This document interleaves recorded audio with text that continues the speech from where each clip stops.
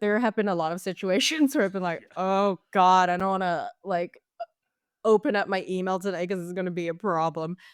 I would say there's been more than one time where, let's say, a specific community member, not really in a community member, just a player or players have been angry over something, right? So, and this is not even necessarily with Among Us, it's been with smaller indie games as well.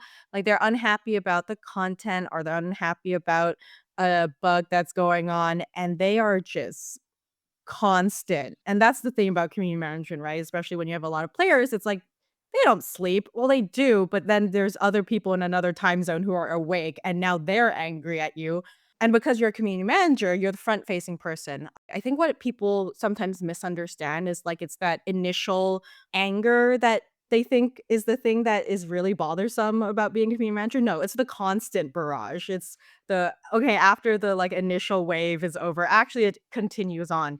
And I found myself in a situation where I was like, okay, this is happening for a really long time. I'm going through my own like personal bad day. And it's always when you have like your own personal stuff that you're working through that like, everything else piles on.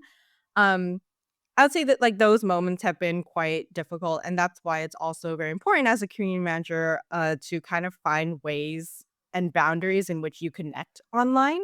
I think a lot of people think like because you're a community manager, you have to share everything about Mhm, yourself online.